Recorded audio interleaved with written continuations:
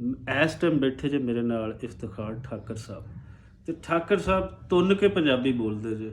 ਤੇ ਮੈਂ ਅੱਜ ਕਿਹਾ ਕਿ ਜਿਹੜੇ ਉਹ ਲੋਕ ਜਿਹੜੇ ਪੰਜਾਬੀ ਬੋਲਣ ਤੋਂ ਸ਼ਰਮਾਉਂਦੇ ਨੇ, ਤੇ ਠਾਕਰ ਸਾਹਿਬ ਨੂੰ ਰੱਬ ਨੇ ਕਿਤਨਾ ਵੱਡਾ ਨਾਂ ਦਿੱਤਾ ਹੈ, ਇਹ ਪੰਜਾਬੀ ਬੋਲੇ ਕਿਉਂ ਨਹੀਂ ਸ਼ਰਮਾਉਂਦੇ? ਇਹ ਪੁੱਛਦੇ ਆ ਠਾਕਰ ਸਾਹਿਬ ਤੋਂ।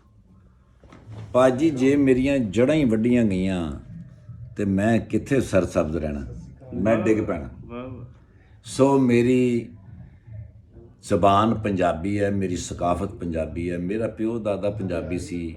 ਜੇ ਮੈਂ ਆਪਣੇ ਪਿਓ ਦਾਦੇ ਨੂੰ ਭੁੱਲ ਜਾਂ ਔਰ ਪੰਜਾਬੀ ਨਾ ਬੋਲਾਂ ਫਿਰ ਤੇ ਮੈਂ ਅਸਲੀ ਨਹੀਂ ਹੈਗਾ।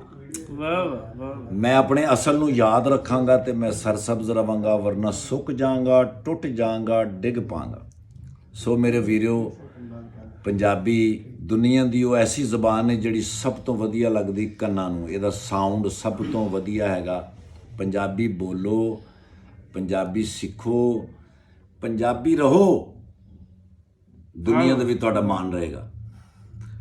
ਬਹੁਤ ਸੋਹਣੀ ਗੱਲ ਕਿ ਜੜ੍ਹਾਂ ਤੋਂ ਕੱਟ ਕੇ ਤੁਸੀਂ ਹਰੇ ਭਰੇ ਨਹੀਂ ਰਹਿ ਸਕਦੇ, ਤੇ ਦੇਸ਼ ਤੋਂ ਕੱਟ ਕੇ ਕਦੇ ਤੁਸੀਂ ਇੱਕ ਕੌਮ ਨਹੀਂ ਕਹਿਲਾ ਸਕਦੇ, ਬੋਲੀ ਤੋਂ ਕੱਟ ਕੇ ਕਦੇ ਤੁਸੀਂ ਜਿਬ ਵਾਲੇ ਨਹੀਂ ਕਹਿਲਵਾ ਸਕਦੇ। ਤੇ ਆਪਣੀ ਜਿਬ ਸਲਾਮਤ ਰੱਖੋ, ਬੋਲੀ ਸਲਾਮਤ ਰੱਖੋ, ਪੰਜਾਬ ਸਲਾਮਤ ਰੱਖੋ, ਤਰੱਕੀਆਂ ਕਰੋ, ਦੁਨੀਆ ਦੀ ਇੱਕ ਵੱਡੀ ਕੌਮ ਬਣੋ, ਦੁਨੀਆ ਦੀ ਬਾਕੀ ਕੌਮਾਂ ਨੂੰ ਸੁਖੀ ਵਸਦਾ ਰੱਖੋ, ਆਪ ਵੀ ਸੁਖੀ ਵਸੋ, ਔਰ ਕਦੀ ਆਪਣੀ ਬੋਲੀ ਨੂੰ ਛੱਡ ਕੇ ਇਹ ਕੰਮ ਨਹੀਂ ਹੋ ਸਕਦਾ। ਆਪਣੀ ਮਾਂ ਨੂੰ ਯਾਦ ਰੱਖੋ, ਮਾਂ ਬੋਲੀ ਨੂੰ ਯਾਦ ਰੱਖੋ।